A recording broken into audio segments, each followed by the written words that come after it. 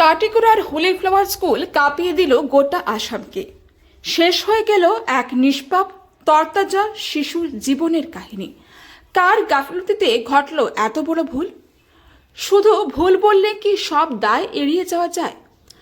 আপনাদের একটি অসতর্কতার কারণে আজ একজন মায়ের কোল খালি হয়ে গেল। মা বাবা কত স্বপ্ন, কত আশা নিয়ে তাদের সন্তানকে স্কুলে পাঠিয়েছিলেন। ভেবেছিলেন একদিন সেই ছোট্ট শিশুটি বড় হয়ে তাদের সব স্বপ্ন পূরণ করবে, জীবনে আলো এনে দেবে। কিন্তু সেই স্বপ্ন আজ মাঝপথেই থেমে গেল।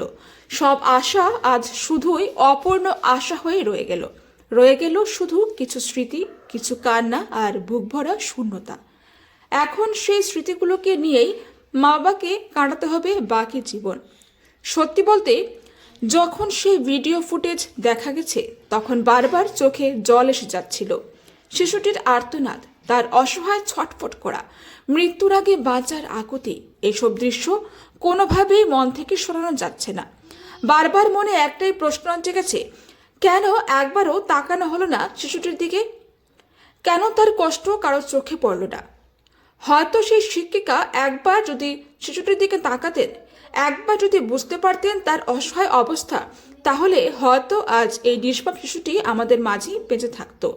একটি ছোট্ট অবহেলা আজ কেড়ে দিল একটি তাজা প্রাণ, আর চিরদিনের জন্য অন্ধকারে ডুবিয়ে দিল একটি পরিবারকে।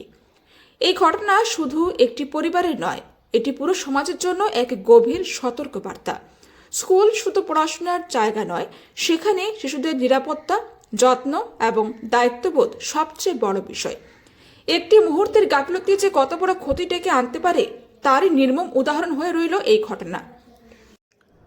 আজ সেই ছোট্ট শিশুটি আর নেই, কিন্তু তার স্মৃতি, তার নিষ্পাপ মুখ আর তার শেষ মুহূর্তের কষ্ট মানুষ কোনোদিন ভুলতে পারবে না। এই ঘটনার সঠিক তদন্ত হোক, দোষীদের যথাযথ শাস্তি হোক, এটাই আজ সবার দাবি। সত্যি কথা বলতে, যখন এই স্ক্রিপ্ট লিখছিলাম বারবার যেন চক্ষু দিকে জল আসছিল। মানে টিকিট দিয়া আর আঙুলো ধরিয়ে নেওয়া বলছে, বাবা ক্লাসে যাও। সেখানে সে ক্লাস হয়ে গেছে, স্কুলে সিসি ক্যামেরা আছে, আমরা রেস্টুরেন্ট যেয়ে স্কুলে ঢুকানি পরে আমরা রেস্টুরেন্ট যেয়ে যাই। তারপর তো ঢুকাই দেওয়ার পরে যে কী হইলো সেটা তা বুঝতাম পারি না। একমাত্র স্কুলে জানে। কোন স্কুলে দিয়েছিল? হলিপ টাওয়ার স্কুলে। মারাটা হলিপ টাওয়ার স্কুলে অ্যাডমিশন লইছিও আমি, বললাম মারাটা অ্যাডমিশন পালা স্কুল। এখন কি হয়েছে? তখন তো হঠাৎ আমি খবর পাইছি যে মারাটা বলে মারা গেল। কী কারণে মারা গেল, কী হইলো, এটা তো বলতে পারি কতটুকু। তো মানে নিচে ফালাই দিয়েছে, এরপরে বাচ্চা মারা গেছে। চিপ গলাপ লাগছে। ম্যাডাম ছোট বাচ্চারা বেজান গিয়া টানিছে, বেজান টানিছে গিয়া বাচ্চারও খাটাকুটির সামনে আমরা বাচ্চা আমরা যেগু এবার হয়ে গেছে।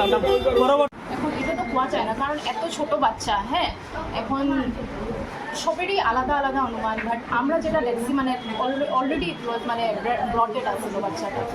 তো আমরা তো এখন পোস্টমর্টমের লেগে অ্যাডভাইস করছি। এখন তাদের ইচ্ছা, তারা করাইতে যদি চায় তাহলে করাইবো, কারণ উইদাউট পোস্টমর্টম আমরা কোনো মানে কজ অফ ডেথ আমরা করতে পারি, এখন ফাইনাল কোনো কনক্লুশন দিতে পারি আমরা। হ্যাঁ, এট প্রাইমারি লেভেল কোনো কিছু পাওয়া গেছে না আপনারা?